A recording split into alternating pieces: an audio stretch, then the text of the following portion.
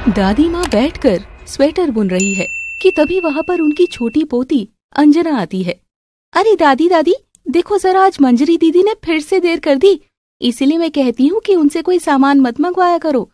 तू बिल्कुल सही कहती है अंजना, मुझे तो इस लड़की पर अब एक पैसे का भी विश्वास नहीं रहा है। तभी वहाँ अंजना की माँ पायल आ जाती है। चल छोटी जरा चाय बना, मैं जरा आटा गूंद रही हूँ। अरे मम्मी मैं बहुत थक गई हूँ, मैं अभी जस्ट कॉलेज से आई हूँ। ज्यादा बहाने मत बनाओ बेटा, तुम्हें कॉलेज से आए हुए करीब 2 घंटे हो चुके हैं। अरे माँ। अरे रहने दे पायल, मैं ही बना देती हूँ चाय, मेरी पोती को परेशान मत कर। हाँ क्या माँ जी, आपने इसको बहुत सर पर चढ़ा रखा है। अरे तू रहने दे। थोड़ी देर बाद वहाँ मंजरी कुछ सामान लिए आ जाती है। दादी माँ ये आपकी दवाई और फल। तुझे इतनी डांट पड़ती है लेकिन तब भी तुझे समझ नहीं आता ना, इतनी देर क्यों की बता। वो दादी माँ आपकी दवाई यहाँ पर नहीं मिल रही थी तो मैं दूर वाले मेडिकल स्टोर गई थी, इसीलिए टाइम लग गया। अरे कलमुही, कहीं फिर से अपना मुंह काला मत करवा देना। वैसे ही तेरी वजह से हमें पूरा शहर छोड़कर यहाँ आना पड़ा था, अब कुछ कर दिया तो कहाँ जाएंगे हम। दादी के ताने सुनकर मंजरी की आंखों से आंसू आने लग जाते हैं, लेकिन वो चुप रहती है। माँ जी आप फिर से वही बात बोल रही हैं। क्यों ना बोलूं, हाँ मैं तो ऐसे ही बोलूंगी माँ जी, लेकिन बार बार उसको इस बात के लिए डांटना ये भी तो सही नहीं है ना माँ जी। तो आखिर वो क्या बात थी जिसकी वजह से मंजरी को ताने सुनने पड़ रहे थे, ये जानेंगे हम बाद में। अरे चुप कर, तूने ही दिमाग खराब किया है इसका। चल जा अब जाकर खाना बना ले। चलो दादी हम कमरे में चलते हैं। ये सब देखकर अंजना मन ही मन खुश हो रही थी और वो दादी के साथ उनके कमरे में चली जाती है। माँ मैं दूर वाले मेडिकल स्टोर गई थी ताकि दादी की दवाई मिस ना हो जाए। हाँ बेटा मुझे पता है, तू परेशान मत हो, वक्त के साथ सब ठीक हो जाएगा। कुछ दिन बाद मंजरी अपनी माँ के साथ बाजार गई थी। तभी वो देखती है कि एक आदमी ने गलती से अपना बैग नीचे गिरा दिया और जल्दी से अपनी गाड़ी में बैठकर चला गया। मंजरी जल्दी से उस बैग को उठा लेती है। अरे रुकिए, रुक जाइए, लेकिन वो गाड़ी जा चुकी थी। अरे माँ ये बैग, न जाने कितना जरूरी सामान होगा इसमें, हम इसे पुलिस स्टेशन में दे आते हैं। ठीक है माँ। मंजरी उस बैग को उठा लेती है और दोनों वहाँ से जाने लगते हैं कि तभी वहाँ पर एक आदमी आ जाता है। अरे अरे इन दोनों चोरों को देखो, मेरे चाचा जी का बैग उठाकर ले जा रही है, कोई इन्हें पकड़ो। उस लड़के का नाम अमन है और अमन की कपड़े की दुकान सामने ही है। अरे भैया बोलने से पहले कुछ सोच तो लिया करो। बकवास बंद करो और वो बैग मुझे दे दो। लेकिन हम कैसे मान ले कि तुम उसके संबंधी हो। अमन गुस्से से चिल्ला चिल्ला कर सबको इकट्ठा कर लेता है। उनमें से एक आदमी आगे आता है। हाँ अमन उस आदमी का भतीजा है जिसका बैग गिरा था। ठीक है माफ कीजिएगा। अमन फिर मंजरी को भला बुरा कहने लग जाता है। तभी वो कार वहाँ वापस आ जाती है और उसमें से राम नाम का आदमी बाहर आता है। क्या बात है, इतना चिल्लम चिल्ली क्यों कर रहे हो अमन? देखिए ना अंकल जी, ये भैया मुझ पर और मेरी माँ के ऊपर गलत इल्जाम लगा रहे हैं। मंजरी उसे सारी बात बताती है। ये सुनकर राम गुस्सा हो जाता है। क्या अमन, बिना सोचे समझे तुम दोनों मासूम औरतों पर इल्जाम लगा रहे हो और उनकी सरेआम बेइज्जती कर रहे हो। बोल ले, जितना बोलना है बोल ले, तुझे तो मैं एक दिन अच्छा सबक सिखा कर रहूंगा। मुझे और इसे माफ कर दीजिएगा, आप दोनों की वजह से ही आज मेरा बैग मुझे वापस मिल पाया है, आपका बहुत बहुत शुक्रिया। जी कोई बात नहीं। कुछ दिन बाद गांव से मंजरी की बुआ अपर्णा आती है और उसको आए हुए 2 दिन हो गए हैं। दादी अपर्णा और पायल सोफे पर बैठकर गप्पे लड़ा रहे हैं। अरे बातें तो हो गई, ये बताओ मंजरी के साजन की डोली कब आएगी? अब तो वो 29 साल की होने वाली है। अरे तुझे तो इसकी वो वाली बात पता ही है ना, और वैसे भी हमें इस शहर में आए हुए अभी 6 महीने ही तो हुए हैं। वैसे इसका बाप तो लगा हुआ है लड़का ढूंढने में। हाँ दीदी ये देख तो रहे हैं, इसीलिए बोलते हैं कि जवानी में अपनी बेटी का बहुत ध्यान रखना चाहिए। भाभी आपने भी ना अपनी बेटी को बड़ी ढील दे रखी थी पहले से ही, ये तो होना ही था। अपर्णा की बात सुनकर पायल दुखी हो जाती है। अच्छा मैं आप दोनों के लिए सेवैयां लेकर आती हूँ। तभी मंजरी पहले से ही सेवैयां लेकर आ जाती है। माँ बैठो, सेवैयां मैं ले आई हूँ। अच्छा किया बेटा। अरे हम लोग इतनी देर से बातें कर रहे हैं और अंजना तो यहाँ पर है ही नहीं, कहीं ऐसा तो नहीं कि अपने बॉयफ्रेंड से बात कर रही है। अरे चुप अपर्णा, कैसे कैसे बातें कर रही है तू? हाँ मेरी अंजना ऐसा बिल्कुल नहीं कर सकती। हाँ दीदी आप ऐसा मत सोचिए। अरे मैं तो मजाक कर रही थी यार, आप लोग भी ना। अच्छा माँ, बुआ और दादी आप सब बातें करिए, मैं सोने जा रही हूँ। लेकिन इसके बाद मंजरी सीधे अंजना के कमरे में जाती है और देखती है कि वो फोन पर बात कर रही थी। तभी अंजना फोन रख देती है। अंजना तुम किससे बातें कर रही हो? अरे कितनी बार कहा है दीदी कि मेरी जासूसी करना बंद करो, प्लीज मुझे अपनी जिंदगी जीने दो, ओके?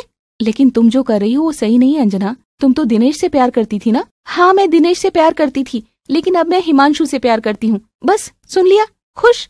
अब जाओ यहाँ से। मुझे उस दिन दिनेश मार्केट में मिला था, वो तुम्हें लेकर बहुत रो रहा था। आखिर उसकी गलती क्या थी? तुम 10 बार मुझसे यही क्वेश्चन पूछ चुकी हो, तो सुन लो जवाब। बात यह है कि हिमांशु मेरे ऊपर बहुत खर्च करता है, बस इसीलिए मैं उसके साथ हूँ अब। मुझे यकीन नहीं होता अंजना, तुम इतना कैसे बदल गई हो। मेरा दिमाग मत खराब करो और प्लीज मेरा पीछा मत किया करो, अपने काम से काम रखो, समझी? उसकी ऐसी बातें सुनकर मंजरी दुखी होकर अपने कमरे में चली जाती है। 2 महीने बाद अंजना अपने दोस्तों के साथ बैठकर क्लब में शराब पी रही थी। तभी वहाँ मंजरी आती है और अंजना ने हाथ में जो बोतल पकड़ी हुई थी, मंजरी उसे तोड़ देती है। ये क्या कर रही है तू अंजना, पागल हो गई है क्या? सबसे पहले तो ये बताओ कि तुम यहाँ पर क्या कर रही हो? यहाँ पर मेरे दोस्तों के सामने मेरी इंसल्ट करने आई हो, है ना? तुम्हें हमेशा यही क्यों लगता है कि मैं तुम्हारा बुरा ही चाहती हूँ? तुम अपनी पढ़ाई लिखाई छोड़कर यहाँ पर ऐसे लोगों के साथ शराब पी रही हो। कुछ सोचो अपने बारे में, आगे तुम्हारा क्या होगा? मुझे यहाँ पर कोई सवाल जवाब नहीं करना है, चुपचाप घर चली जाओ। आज तक मैंने तुम्हारी सारी गलतियों पर पर्दा डाला है, लेकिन अब और नहीं। मैं तुम्हें बर्बाद होते हुए नहीं देख सकती। क्या अंजना, तू भी ना, अब तेरी दीदी ऐसी है तो तू क्यों आती है हमारे साथ? यूं ही बेवजह यहाँ पर हमारा तमाशा बन रहा है। अरे अरे ऐसी, तुम सब चुप करो। एक तो उसे बिगाड़ रहे हो और उसे गलत गलत सिखा रहे हो। उसके बाद मंजरी की अंजना के दोस्तों के साथ बहुत बहसबाजी होती है, तो उसके सारे दोस्त वहाँ से चले जाते हैं। ये तुमने अच्छा नहीं किया दीदी, तुम भी सही नहीं कर रही। और अंजना गुस्से से वहाँ से चली जाती है। वहीं ये सब पास की सीट पर बैठा राम का बेटा राजवीर देख रहा था। क्या लफड़ा कर रहे हैं ये लोग, तमाशा फालतू का? अरे नहीं, ये तो उस बड़ी बहन ने सही किया ना, वो अपनी छोटी बहन को ही तो समझा रही है। हाँ वही तो, सही फर्ज अदा किया उसने बड़ी बहन होने का। वहीं अगले दिन मंजरी सभी को सारी बात बताती है, लेकिन उसकी बातों पर दादी माँ और पापा यकीन नहीं करते, क्योंकि अंजना एक्टिंग करने में माहिर थी। वहीं पायल की बात भी कोई ज्यादा नहीं सुनता था। खैर कुछ दिन बीत जाते हैं, तभी पड़ोस में शादी है और सभी लोग शादी में हैं। वहाँ पर राजवीर का परिवार भी आया हुआ है। राजवीर बेटा, शादी में तैयारी तो बड़ी अच्छी की हुई है ना? हाँ माँ, ये तो है। चल मैं थोड़ा लेडीज वाली तरफ जाती हूँ, देखती हूँ क्या चल रहा है। ठीक है माँ, मैं यही हूँ। दिशा लेडीज में जाकर सभी से बातें कर रही थी कि अचानक से उसे चक्कर आने लगते हैं। वहीं पास खड़ी मंजरी दिशा के पास जाती है। सभी लोग हट जाइए, मैं चेक करती हूँ। मंजरी उसे चेक करती है। लगता है इन्होंने सुबह से कुछ खाया नहीं है, इसीलिए इन्हें चक्कर आ गए हैं। इन्हें कमरे में ले जाइए। तभी वहाँ राजवीर भी आ जाता है और मंजरी को पहचान जाता है। अरे ये लड़की तो वही है जिसे मैंने क्लब में देखा था। से राजवीर की माँ को थोड़ा होश में ले आती है और इसके बाद उसे एक कमरे में ले जाया जाता है। तुम्हारा बहुत बहुत शुक्रिया बेटा। अरे इसमें शुक्रिया की क्या बात है आंटी जी? अच्छा, तो तुम इतने अच्छे से लोगों की देखभाल कैसे कर पाती हो? मेरा मतलब नॉर्मली तो ऐसा नहीं करते लोग। आंटी जी मैंने नर्स का कोर्स किया हुआ है, इसीलिए मुझे पता है कैसे हैंडल करना है। अच्छा, तभी तुम्हें इतना सब कुछ आता है? जी आंटी जी। ओह ग्रेट, थैंक यू बेटा, बहुत अच्छी बात है ये तो। हाँ, मेरी बेटी तो बहुत ही समझदार है। हाँ, मेरी बेटी को तो सब कुछ आता है। दादी माँ पीछे खड़ी हुई मुंह बना रही थी। अरे पिताजी, इतना भी कुछ नहीं आता, आप भी ना। और सभी लोग बैठकर बातचीत करने लगते हैं। वहीं मुकेश के दिमाग में कुछ खिचड़ी पक रही है, तो अगले दिन मुकेश घर पर मिठाई लेकर आता है। अरे पायल सुनो तो, जल्दी आओ जल्दी। अरे हाँ आ रही हूँ। क्या हुआ, बड़े खुश दिखाई दे रहे हो आप? मिस्टर राम है ना? कौन मिस्टर राम? अरे वही जो शादी में मिले थे, भूल भी गई क्या? अच्छा याद आ गया। हाँ, क्या हुआ मिस्टर राम को? अरे हुआ कुछ नहीं है, मैं उनसे मंजरी की शादी की बात पक्की करके आया हूँ। दरअसल उस दिन शादी वाले दिन मुकेश राम के ही आगे पीछे लगा हुआ था, ताकि वो अपनी दाल यहाँ पर गला सके। क्या सच में? अच्छा, तो वो मान गए हैं? हाँ, उन्हें हमारी बिटिया बहुत पसंद आई है, दिल जीत लिया मंजरी ने तो उनका। अरे तो जल्दी लाइए मिठाई। सासू माँ लीजिए। हाँ, बस मंजरी के बारे में ही सोचो, और अंजना के बारे में कौन सोचेगा? हाँ अरे अम्मा ऐसा नहीं है, हम अंजना के बारे में भी सोच रहे हैं, लेकिन तुम तो जानती ही हो कि अब मंजरी 29 साल की होने वाली है। अगर थोड़ी भी देर हो गई तो घर में बैठी रह जाएगी वो। हाँ चल, ये भी है। वैसे भी मेरी अंजना तो बहुत सुंदर और बुद्धिमान है, उसे तो लड़के यूं ही मिल जाएंगे। कमी तो इसमें है। हाँ अम्मा वही तो। चलिए फिर तैयारियां शुरू कर देते हैं। भगवान तेरा लाख लाख शुक्र है, अब मेरी बेटी के लिए उसके साजन की डोली सजेगी। मैं बहुत खुश हूँ। वहीं राजवीर के घर में माहौल अलग था, क्योंकि राजवीर को पता चल चुका है कि उसकी शादी मंजरी से तय होने वाली है। इसीलिए वो बहुत गुस्सा करता है। पापा, कैसे आप बिना पूछे मेरे लिए लड़की पसंद कर सकते हैं? मैं इतनी देर से तुम्हें समझा रहा हूँ कि वो एक अच्छी लड़की है, और तुम हो कि समझने को तैयार ही नहीं हो रहे हो। बस अपनी बकवास किए जा रहे हो। माँ, आप नहीं जानती कि उसकी बहन क्लब में बैठकर दारू पीती है। मैंने खुद देखा है। देखो बेटा, अगर उसकी बहन गलत है तो उसमें मंजरी की क्या गलती है? तुमने मंजरी को तो देखा नहीं ना ड्रिंक करते हुए। हाँ, और क्या? तुम्हें उसकी बहन से क्या मतलब? ये सही बात नहीं है आप दोनों की। तुम दुनियादारी से मतलब मत रखो। तुम सिर्फ उस लड़की से मतलब रखो जिससे तुम्हारी शादी होने वाली है। तुम बहुत खुश रहोगे। नहीं नहीं, मैं ऐसी शादी से बिल्कुल भी खुश नहीं रह सकता जिसमें मेरी पसंद की लड़की ना हो। अरे पसंद तो आ जाएगी, एक बार शादी तो होने दो। और राजवीर अपने कमरे में चला जाता है। थोड़ी देर बाद दिशा भी राजवीर को समझाने उसके पास चली आती है। तू जानता है ना बेटा कि तेरे पापा ने कितनी मेहनत से तुझे पढ़ाया लिखाया है। आज तक तूने जो कहा वही तेरे पापा ने तेरे लिए किया, लेकिन आज जो तेरे पापा कह रहे हैं, क्या तू ये नहीं कर सकता? लेकिन माँ। बस अब तू कुछ नहीं बोलेगा। वो लड़की बहुत नेक और सुशील है, तेरी हर बात मानेगी और तेरी बहुत सेवा करेगी। लेकिन जब मैं ही खुश नहीं रहूंगा तो क्या फायदा माँ इस शादी का? देख, आजकल जमाना कितना खराब है, और क्या तुझे पता है कि कोई लड़की कैसी निकल सकती है? नहीं ना, मंजरी बहुत ही अच्छी लड़की है। मैं उसे जानती तो नहीं थी, लेकिन मैंने उसे कई बार देखा है। इसके अलावा पूरा मोहल्ला उसकी तारीफ करता है। माँ, आप ये सब क्यों बोल रही हो? तभी राम भी वहाँ आ जाता है। तो ठीक है, अगर तू उससे शादी नहीं करेगा तो मैं अपनी हार्ट की दवाइयाँ लेना बंद कर दूंगा और मर जाऊंगा किसी दिन हार्ट अटैक से। नहीं पापा, ऐसा मत बोलिए। मैं शादी करने के लिए तैयार हूँ। दोनों घरों में शादी की तैयारियां जोरों शोरों से होने लगती है, और एक ही महीने के अंदर राजवीर और मंजरी की शादी का दिन भी आ जाता है। अरे आ गई मंजरी की डोली तो आ गई। अरे चुप कर जा। अरे मंजरी, अब तो तेरा सपना पूरा होने वाला है। तेरे साजन की डोली में तो तू अपने ससुराल चली जाएगी आज। और अब तेरे बाद अंजना का नंबर आने वाला है। ओहो, शट अप। और अंजना के पास कॉल आती है और फोन लेकर वो दूसरे कमरे में चली जाती है।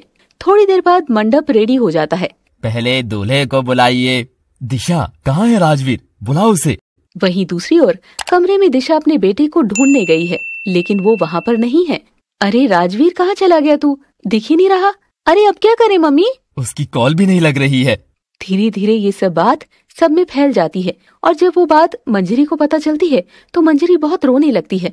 अरे मत रो मंजरी, हो सकता है कि वो कोई जरूरी काम के लिए बाहर गया होगा। लेकिन शादी से जरूरी क्या होगा? वहीं काफी देर हो जाती है। पंडित बार बार दूल्हे को बुलाते हैं, लेकिन दूल्हे का तो कोई नामो निशान नहीं था। मंजरी के माता पिता भी काफी चिंतित हो जाते हैं। तभी दिशा बहाना बनाती है। अरे उसकी शेरवानी में दाग लग गया था, तो शायद वो हो सकता है कि चेंज करवा कर बस आ ही रहा होगा। चिंता मत करिए समदन जी। देखते हैं समदन जी। अरे भाई, शुभ मुहूर्त बस निकलने ही वाला है, जल्दी बुलाइए। और तभी अमन अपनी पत्नी के साथ राजवीर को लेकर वहाँ आ जाता है। राजवीर बिल्कुल भी खुश दिखाई नहीं दे रहा था। चलो, दूल्हा आ गया। बेटा राजवीर, मंडप में बैठ जाओ। और फिर शादी की रस्में शुरू हो जाती है। वहीं मंजरी दुल्हन के रूप में वहाँ पर आती है। पायल उसे दुल्हन बने देखकर भावुक हो जाती है। मेरी बेटी कितनी प्यारी लग रही है। और जैसे तैसे उस दिन शादी संपन्न हो जाती है और मंजरी अपने साजन की डोली में बैठकर ससुराल चली जाती है। 2 दिन बाद मंजरी चाय लेकर आती है और राजवीर को देती है। ये लीजिए आपकी चाय। टेबल पर रख दो और चली जाओ। ये सुनकर मंजरी निराश हो जाती है, क्योंकि राजवीर हर बार गुस्से से जवाब दे रहा था। क्या हुआ आपको? मुझसे कोई भूल हो गई है क्या? क्या आप मुझसे नाराज हैं? वैसे ही मुझे ऑफिस के लिए लेट हो रहा है और तुम मेरा दिमाग खराब कर रही हो। नहीं, मैं तो बस। अब एक लफ्ज भी और नहीं, मुझे ऑफिस जाने दो। अरे ये चाय तो पीते जाइए। तुम्हें देखकर मेरा चाय पीने का मन नहीं कर रहा है अब। और वो बैग उठाकर वहाँ से चल देता है। मंजरी ये सब देखकर समझ नहीं पा रही थी कि आखिर ये सब क्या हो रहा है, और वो रोने लगती है। बेटा मंजरी, यहाँ आना तो। जी माँ जी, बस 2 मिनट में आई। क्या हुआ, सब ठीक तो है ना? हाँ सासू माँ, सब ठीक है। ये जरा दुपट्टा फट गया है, थोड़ा सिल देना तो। तभी दिया अपने कमरे से बाहर आती है और बैग लेकर कहीं जाने लगती है। इस वक्त कहाँ जा रही हो? और आज तो संडे है। अरे माँ, वो आज क्या है ना, रोहिणी ने मुझे बुलाया है। हम दोनों आज साथ में मिलकर पढ़ाई करेंगे, एग्जाम आने वाले हैं ना। हाँ अच्छा, थोड़ा जल्दी घर पर आने की कोशिश करना। आजकल देख रही हूँ कि तुम घर काफी देर से आ रही हो। जल्दी आ जाऊंगी। ठीक है। और दिशा वहाँ से चली जाती है। अरे हाँ मंजरी, मैं तुम्हें बताना भूल गई थी, वो मेरी माँ की छोटी बहन आ रही है गाँव से। पता नहीं अचानक आने का प्लान कैसे बन गया उनका। अच्छा माँ, ये तो बहुत अच्छी बात है, मैं उनके लिए लड्डू बना देती हूँ। हाँ ये ठीक रहेगा, बना दे। शाम को दिशा के घर पर उसकी सहेलियां आती है। मेरी बहू तो लाखों में एक है, घर का सारा काम निपटा देती है। अरे दिशा, ये सब तो ठीक है, लेकिन ये बताओ कि तुम्हारी बहू आखिर साथ में क्या क्या लाई है। अरे देखो ना, घर पर ये जो नया नया सामान दिख रहा है, ये सब मंजरी ही तो लाई है। अरे सामान वामान तो ठीक है, लेकिन ये बताओ नगद रुपया मिला कि नहीं। तभी दिशा चुप रह जाती है। अरे तेरा बेटा इतना अच्छा खासा कमाता है, उसे तो खूब अच्छे घर की लड़की मिल जाती। अरे पुष्पा, वो तो है, लेकिन लड़की के गुण भी तो देखने चाहिए ना। अरे क्या बात है दिशा, अपनी बहू की बहुत तारीफ कर रही है तू। लगता है बहू ने आते ही जादू कर दिया है इसके ऊपर।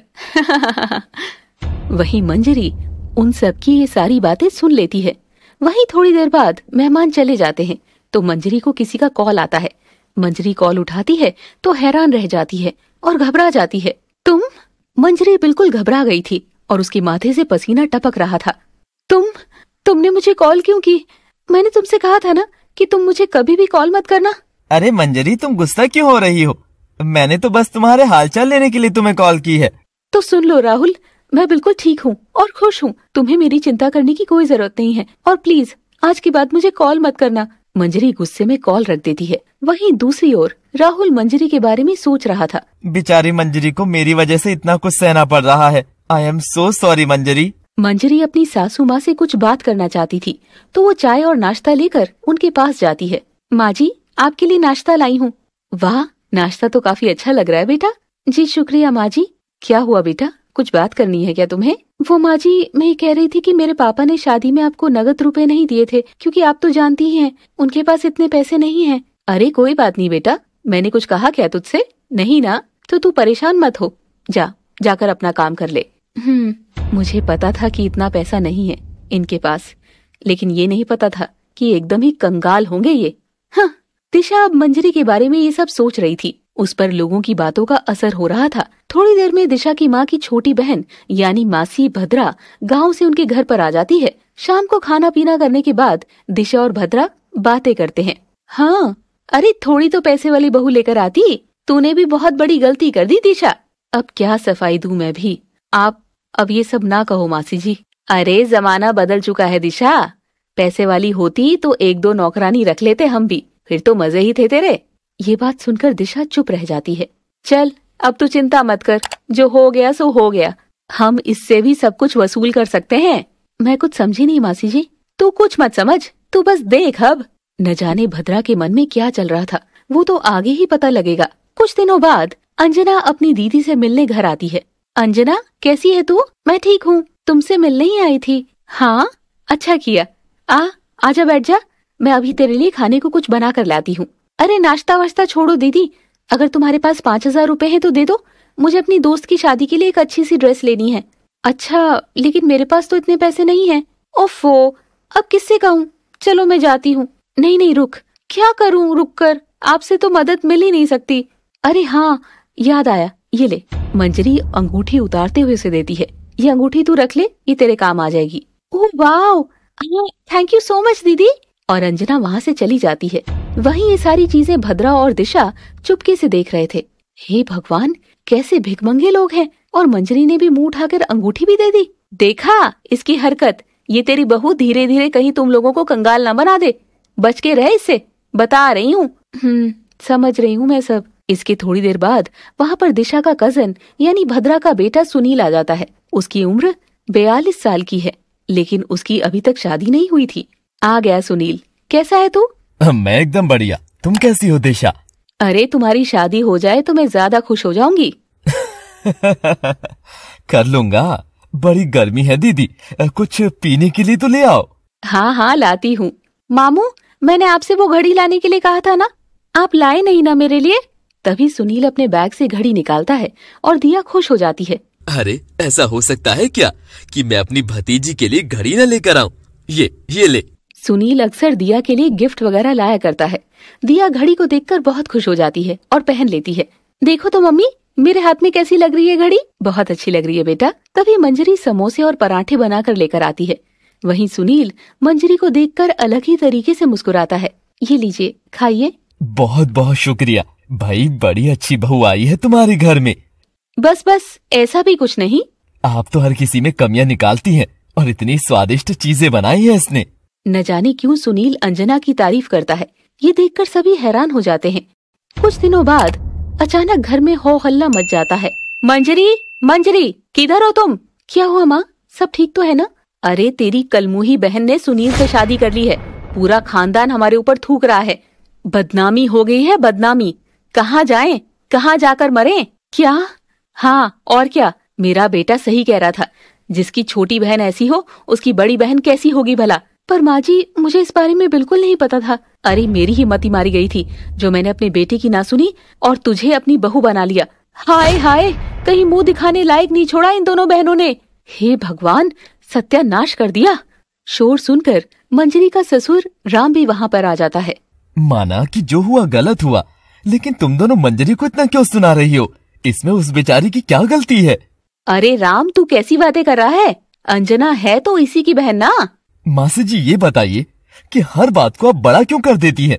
कभी कभी सोच समझकर भी बोलना चाहिए। कैसा वक्त आ गया है, अब तू मुझे बताएगा कि मुझे क्या करना चाहिए? मंजरी ये सब जानकर बहुत परेशान हो जाती है और भद्रा से माफी मांगकर उसे शांत करवाने की कोशिश करती है, लेकिन भद्रा उल्टा उसे डांट देती है और इस तरह बात और भी ज्यादा उलझ जाती है।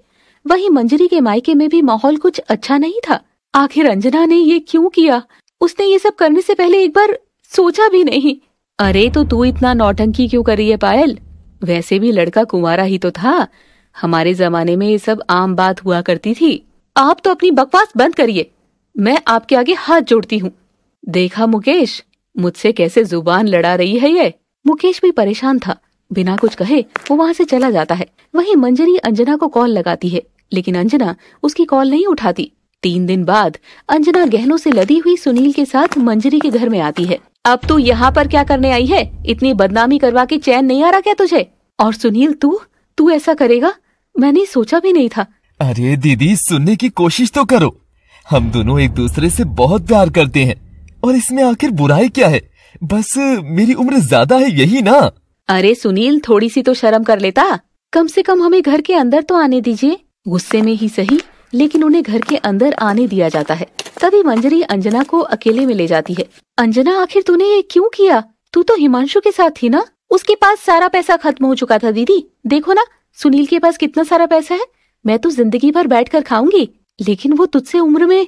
लेकिन कुछ नहीं, आप चुपचाप खाना बनाइए। उसी दिन सुनील अपनी माँ भद्रा और पत्नी अंजना के साथ अपने घर चला जाता है। उस दिन भद्रा काफी बीमार थी और बिस्तर पर लेटी हुई थी। अंजना, ये दवाई नीचे गिर गई है, उठा दो तो। अंजना दवाई उठाकर देती है। और ये ग्लास का पानी पुराना हो गया है, दोबारा भरकर ढक दो। जी माँ जी, आप आराम कीजिए, मैं कर देती हूँ। और ये लीजिए, ये वाली दवाई आप भूल गई थी। सुनो, दोनों काम वाली 2 दिन से नहीं आ रही है और मैंने तुमसे कहा था कि मेरी पीठ पर मालिश कर देना, लेकिन तुम भूल गई। अरे माँ जी, अभी तो मुझे जरूरी काम से बाहर जाना है, मैं शाम को आकर जरूर कर दूंगी। और अंजना अपना बैग उठाकर वहाँ से चल देती है। मैं तो इस बुढ़िया से परेशान हो गई हूँ, जब देखो कुछ ना कुछ काम ही करवाती रहती है। वहीं अंजना के बारे में सोच सोच कर मंजरी भी काफी परेशान थी। इसी कारण वो काम करने में लेट हो गई थी। भाभी, इतनी देर हो गई, आपने अभी तक नाश्ता नहीं बनाया? वो दिया, बस मैं रात भर जागकर पिक्चर देखी होगी मैडम, तभी तो आराम से उठती है ये। और देखो, सब लेट हो जाता है। दोनों बहनों के तो मजे हैं मजे। हाँ, एक ने मेरे भाई को फंसा लिया तो एक ने मेरे बेटे को फंसा लिया। दोनों के ताने सुनकर मंजरी रोने लगती है। अरे माँ, इतना भी मत बोलो, तू चुप कर और जा अपने कमरे में जाकर पढ़ाई कर। वहीं राजवीर हंसते मुस्कुराते किसी लड़की से बड़े प्यार भरी बातें कर रहा था। तुम पे तो फिदा हो गया हूँ मैं। हाँ डार्लिंग। वहीं अंजना की सास घर पर अकेली है कि तभी कोई बार बार डोरबेल बजाने लगता है। पहले तो वो इग्नोर कर देती है, लेकिन फिर भी कोई जानबूझकर बार बार बेल बजाया जा रहा था। अरे कौन है बदमाश? रुको, अभी बताती हूँ। और वो दूसरे फ्लोर से उतरकर नीचे जाने लगती है कि तभी उनका बैलेंस बिगड़ जाता है और वो सीढ़ियों से नीचे गिर जाती है। थोड़ी देर बाद वहाँ पर दिया आ जाती है और अंजना की सास को बेहोशी की हालत में देखती है। अरे अरे अम्मा जी, ये क्या हुआ है? हे भगवान, अंजना कहाँ है? अरे अरे क्या हो गया माँ जी को? जल्दी से सुनील मामा को कॉल करके बुलाती हूँ। दिया जल्दी से सबको कॉल करती है और सुनील तुरंत आकर अपनी माँ को हॉस्पिटल ले जाता है। सब ठीक तो है ना डॉक्टर साहब? देखिए ना, माँ गिरने से बेहोश हो गई थी। डॉक्टर उसका चेकअप करता है, लेकिन अब बहुत देर हो चुकी थी। माफ करिएगा, हम अब कुछ नहीं कर सकते, इनकी जान पहले ही जा चुकी है। ये सुनकर अंजना और सुनील बहुत रोते हैं। खैर, होनी को कौन टाल सकता है। काफी दिन बाद मंजरी अपने पति राजवीर का कोट धो रही थी कि तभी उसे कोट की पॉकेट में किसी लड़की का हेयर क्लिप मिलता है। ये क्या है? Hair clip? तभी से उसे राजवीर पर शक होने लग जाता है। रात को राजवीर खाना खाकर अपने कमरे में आता है। ये किसका क्लिप है राजवीर जी? ये क्लिप? वो क्या हुआ राजवीर, बताया नहीं जा रहा क्या? देखो, मैं भी बहुत थक गया हूँ, इसके बारे में हम कल बात करेंगे। मुझे पता है राजवीर जी कि किसी और लड़की के साथ आपका चक्कर चल रहा है, लेकिन मुझे पक्का यकीन है कि एक दिन आप सही रास्ते पर आ जाएंगे। मैं आपसे कभी भी जुबान नहीं लड़ाती, लेकिन आज बात मेरे सुहाग पर आई है। अपनी बकवास बंद करो और चुपचाप सो जाओ। राजवीर मुंह फेर कर सो जाता है। वहीं मंजरी उसके बारे में सोचती रहती है। हे प्रभु, जल्दी से कोई चमत्कार कर दो, राजवीर को सही रास्ते पर ले आओ। एक दिन दिशा को स्टोर की सफाई के दौरान अबॉर्शन पिल्स मिलती है। Abortion pills? लगता है ये मंजरी की है। तभी वो मंजरी के पास आ जाती है। ये पिल्स तुम्हारी है क्या मंजरी? नहीं माँ जी, ये मेरी नहीं है, मैं प्रेग्नेंट नहीं हूँ, ना कभी पहले हुई। अरे तो फिर किसकी है? साफ साफ बता, कहाँ गई थी अपना मुंह काला करवाने? हे भगवान, कैसा दिन आ गया है। दोनों बहनों ने हमारा तो जीना हराम कर रखा है। माँ जी, मैंने कुछ नहीं किया है, मुझे नहीं पता कि ये कहाँ से आया। चली जा अभी के अभी, इस घर से दफा हो जा, नहीं तो धक्के मारकर निकाल दूंगी। नहीं माँ जी, मैं आप दोनों के आगे हाथ जोड़ती हूँ, ऐसा मत करिए, मैंने सच में कुछ नहीं किया। पक्का झूठ बोल रही है ना तू? तभी दिया और राजवीर घर आ जाते हैं। क्या हुआ माँ, मुंह काला करवा के आई है ये? मैं तो पहले ही कह रहा था कि लड़की ठीक नहीं है, आपने ही जबरदस्ती शादी करवा दी। तभी दिशा जल्दी से मंजरी के कमरे में जाती है और सूटकेस में उसका सामान पैक करवा के उसे वहाँ से भगा देती है। ऐसा मत कीजिए माँ जी, मैं ऐसी नहीं हूँ, जा यहाँ से। मंजरी अपना सामान लेकर मायके पहुँच जाती है। वहीं मंजरी के मायके में उसकी दादी और पापा भी उसे खूब सुनाते हैं। कहीं नहीं जीने देती ये लड़की, पैदा होते ही मर क्यों नहीं गई? ऐसा मत कहिए माँ जी। बेचारी मंजरी का रो रो कर बुरा हाल हो गया था। और वहाँ 2 दिन बाद राजवीर अपनी गर्लफ्रेंड के साथ मलेशिया के एक रेस्टोरेंट में बैठा हुआ था। क्या राजवीर, तुम्हारे पास इतने पैसे भी नहीं है कि तुम मुझे 5 स्टार होटल में ले जाओ? अरे मोनिका, मैंने तुम्हें बताया था ना कि इस महीने बिजनेस में भी काफी खर्चा हो गया है, अगले महीने ले जाऊंगा ना, पक्का। क्या राजवीर, तुम बस हर महीने बहाने ही बनाते रहते हो। अरे तुम ऐसा क्यों कह रही हो? पिछले महीने मैंने तुमसे वो पर्स दिलाने के लिए कहा था, लेकिन तुमने तो वो भी नहीं दिलाया। हाँ। अरे मोनिका, तुम एक ही बात को कितनी बार बोलोगी? वो 3 लाख के पर्स का भला तुम क्या करती? अरे मैं अपने दोस्तों को दिखाती तो वो मुझसे जलते। खैर छोड़ो। अरे इतना गुस्सा? गुस्से में एकदम पांडा लगती हो। हाँ, पांडा? मैं इतनी मोटी हूँ क्या? अरे नहीं नहीं, तुम तो मेरी रानी हो, रानी। बस बस रहने दो।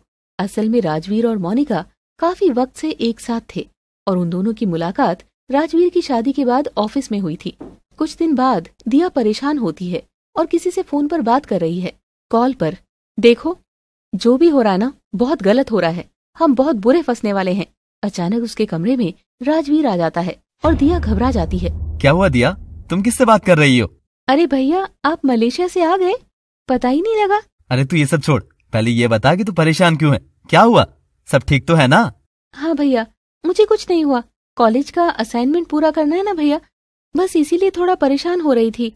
अरे तू टेंशन मत लिया कर, तेरा भाई है ना, कोई भी बात हो तो मुझे बता दिया कर, समझी? छुपाया मत कर। ठीक है भैया।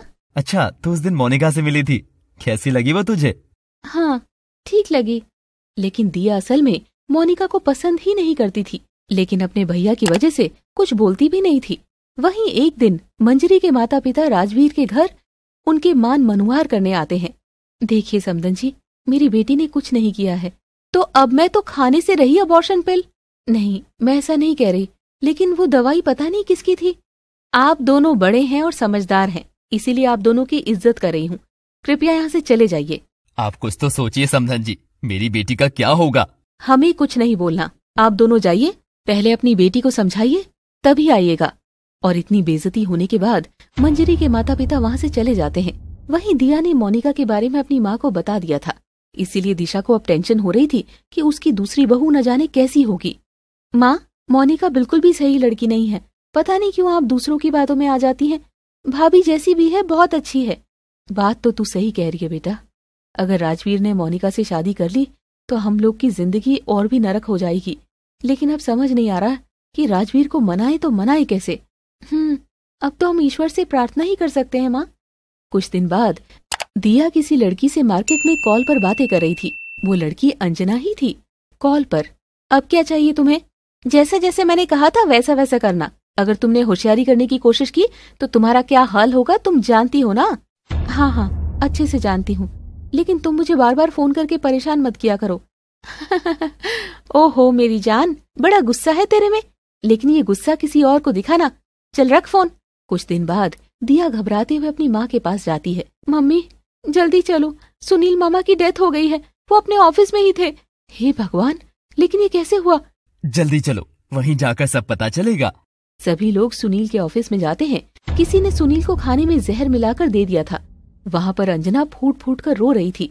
सुनील के साथ ये सब कौन कर सकता है इंस्पेक्टर साहब? अभी तो पता नहीं, हो सकता है कि किसी करीबी ने ही ये किया हो, या इनका कोई पुराना दुश्मन भी हो सकता है। इनका दुश्मन आखिर कौन हो सकता है? ये तो इतने अच्छे इंसान थे। इस हादसे से सभी लोग बहुत दुखी हो जाते हैं। 2 दिन बाद दिया अचानक से अंजना के घर में आ जाती है। क्या हुआ तुम्हें? अब तो तुम बहुत खुश होगी ना, तुम्हारे पति चले गए इस दुनिया से। तभी बाथरूम में से एक आदमी निकलता है और वो अंदर से बोलते हुए ही निकलता है। आहा, मस्त नहा के क्या मजा आ गया। उस बुढ़े को टपकाने के बाद तो बड़ा मजा आया मुझे। और उस आदमी की नजर दिया पर जाती है। दिया समझ जाती है कि ये काम इन दोनों का ही है। दिया भागने लग जाती है और वो आदमी उसे पकड़ने लगता है, लेकिन दोनों को चकमा देकर दिया वहाँ से भाग जाती है। पकड़ो उसे। भाग गई अब तो वो। दिया जल्दी से अपने स्कूटी पर बैठती है और स्कूटी चलाने लगती है। अब बहुत हो गया, मुझे सबको सच्चाई बतानी पड़ेगी, नहीं तो अनर्थ हो जाएगा। और तभी थोड़ी दूर जाने पर उसकी स्कूटी का एक्सीडेंट हो जाता है। उसे कोई अस्पताल ले जाता है। सभी घर वालों को इन्फॉर्म कर दिया जाता है। वहीं राजवीर ऑफिस से मोनिका को लेकर वहाँ पहुँचता है। दिशा और राजवीर तो फूट फूट कर रो रहे थे। मरीज की हालत बहुत क्रिटिकल है, ब्लड की जरूरत होगी। सभी घर वाले ब्लड देने के लिए तैयार थे, लेकिन ब्लड ग्रुप किसी से मैच नहीं कर रहा था। सिर्फ मोनिका से ब्लड ग्रुप मैच कर रहा था। मोनिका प्लीज मेरी बहन को ब्लड दे दो, चलिए आओ, और किसी का ब्लड मैच नहीं हो रहा है। नो नेवर राजवीर, मुझे जरूरी काम है और मैं अभी जा रही हूँ। ये तुम क्या कह रही हो? मेरी बहन जिंदगी और मौत के बीच झूल रही है। लेकिन मोनिका उसकी एक नहीं सुनती और वहाँ से चली जाती है। राजवीर चौंक गया था क्योंकि उसे अब मोनिका की असलियत पता चल गई थी।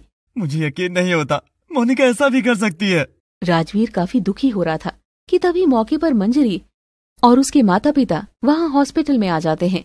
मैं दूंगी ब्लड, आप बिल्कुल भी चिंता मत कीजिए राजवीर। खुशकिस्मती से मंजरी का ब्लड ग्रुप दिया के ब्लड ग्रुप से मैच कर जाता है। बहुत बहुत शुक्रिया बहू। मंजरी जी जल्दी चलिए, पेशेंट की हालत ठीक नहीं है। हे भगवान, मेरी बेटी को ठीक कर दो।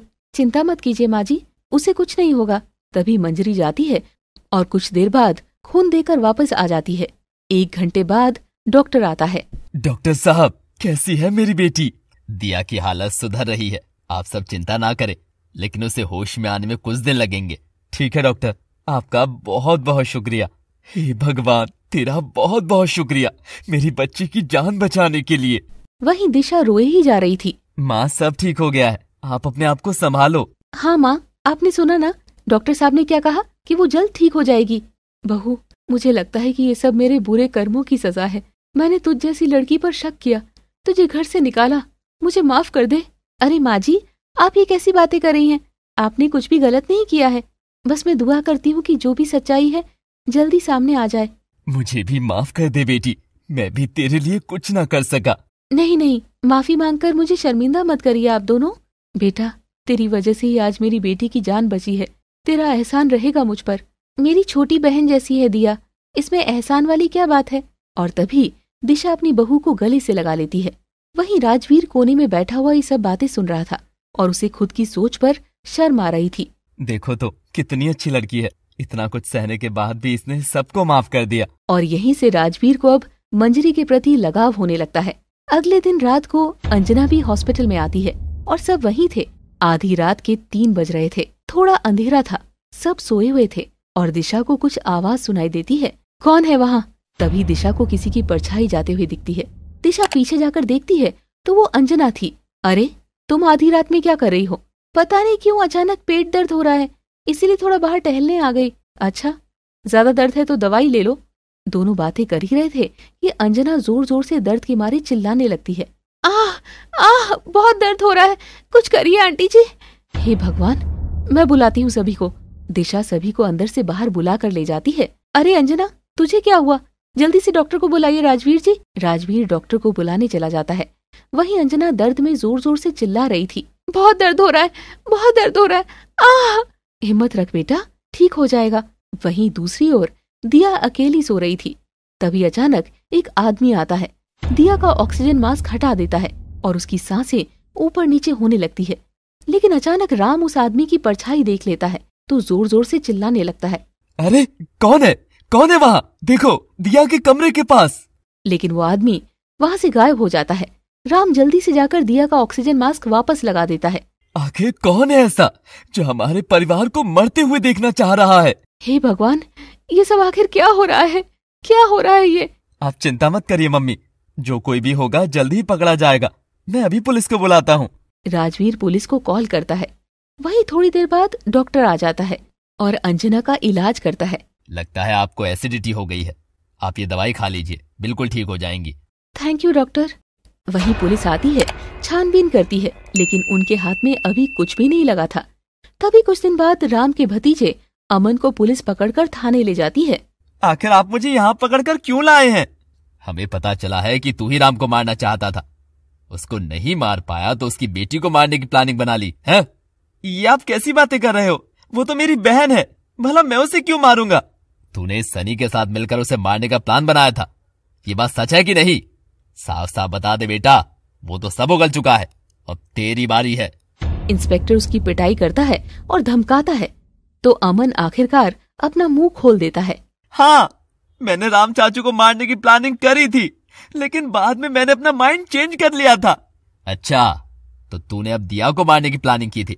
नहीं सर, ऐसा नहीं है, माँ की कसम। इंस्पेक्टर के बार बार पूछने पर भी अमन एक ही उत्तर दे रहा था। हवलदार, इसकी अच्छे से पिटाई करो, इतने अच्छे से कि सच्चाई टपक पड़े इसके मुंह से। नहीं सर, प्लीज, मैं सच कह रहा हूँ। अभी तक प्राइम सस्पेक्ट अमन ही था, ये बात सबको पता चल जाती है। अमन तो पहले से ही बर्बाद था, इसका बिजनेस स्टार्ट भी मैंने ही करवाया और हम ही से गद्दारी। छी छी, अमन भैया अगर मुजरिम है तो उन्हें लंबी सजा होनी चाहिए। सही बात है, पुलिस कर रही है जांच।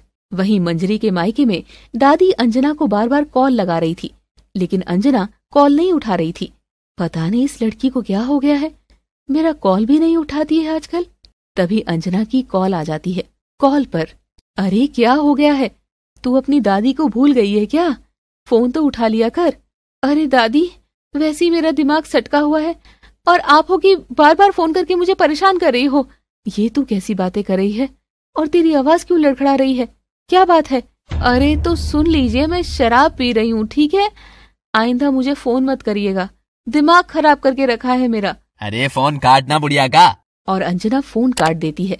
दादी अंजना के इस व्यवहार से काफी दुखी हो जाती है और रोने लगती है। इसका मतलब मंजरी सही कहती थी अंजना के बारे में। हाँ माँ जी, लेकिन आप हर बार मंजरी को ही दोष देती आई हैं। मैं उसको हमेशा उसकी पुरानी गलती के लिए डांटती रहती थी। अब मुझे यकीन हो गया है कि वो सही कह रही थी। दरअसल जब मंजरी 14 साल की थी तो अपने बचपन के दोस्त राहुल के साथ एक दिन के लिए कहीं गायब हो गई थी। दोनों खेलते खेलते कहीं जंगल में भटक गए थे। बस इस बात की वजह से सभी लोगों ने उसे गलत समझ लिया था। अगले दिन तक भी दिया हॉस्पिटल के बेड पर ही थी। अंजना भी आई हुई थी। क्या हुआ अंजना, तू बड़ी दुखी दिखाई दे रही है? हाँ दीदी, उस सुनील जी की बहुत याद आ रही है। अच्छा, तू चिंता मत कर, टेंशन लेने से होगा भी क्या, तेरी सेहत खराब हो जाएगी, ध्यान रख अपना। ठीक है। और तभी राजवीर की जोर जोर से चिल्लाने की आवाज आती है। जाओ यहाँ से, कहा ना। राजवीर, तुम मुझे ऐसे नहीं छोड़ सकते। अपनी नौटंकी बंद करो और यहाँ से चली जाओ, और कभी भी मेरे सामने मत आना, समझी? ठीक है, जा रही हूँ, रहो अपनी गंवार बीवी के साथ। और तभी मंजरी वहाँ आकर उसे जोर का तमाचा मारती है। वहीं मोनिका गुस्सा होकर वहाँ से चली जाती है। अब ये शायद कभी नहीं आएगी। हाँ, लगता तो है। अगले दिन दिया को अस्पताल से डिस्चार्ज कर दिया जाता है, लेकिन वो सही से बोलने की हालत में नहीं थी। दीदी, मैं सोच रही हूँ कि कुछ दिन यहीं रह लूं आपके साथ, वहाँ काफी अकेलापन लगता है। हाँ हाँ, क्यों नहीं, ये भी कोई कहने की बात है। जब तक तेरा मन करे तू रह ले। हाँ बेटा, हमें कोई ऐतराज नहीं है। तभी रात को अंजना घर वालों के खाने में नींद की दवाई मिला देती है। अब मैं अपना काम आराम से कर सकती हूँ। थोड़ी देर में सब लोग सो जाते हैं और अंजना गलत इरादे से दिया के कमरे में जाती है। अलविदा दिया, तुम्हें मरना ही पड़ेगा, नहीं तो तुम सुनील की मौत का राज सबको बता दोगी। और अंजना उसके मुंह पर तकिया रखने वाली होती है कि वहाँ पर इंस्पेक्टर आ जाता है और उसके साथ मंजरी भी थी। छोड़ दो, यू आर अंडर अरेस्ट। मंजरी अपनी बहन को जोर का तमाचा मारती है। बहन के नाम पर और बेटी के नाम पर कलंक है तू, पर मैं तो। तभी मंजरी के ससुराल और मायके वाले भी आ जाते हैं। तुझे पता है अंजना कि तू कैसे पकड़ी गई? उस दिन जो अनजान आदमी दिया का ऑक्सीजन मास्क उतारने आया था ना, उस आदमी के हाथ में वही अंगूठी थी जो तेरे हाथ में भी थी। मुझे भी शक हुआ था जब मुझे पता चला कि तू किसी दूसरे आदमी के साथ रह रही है। दादी, मैंने कुछ नहीं किया दादी, माँ समझाओ ना पुलिस को। ये सब तो पुलिस का प्लान था।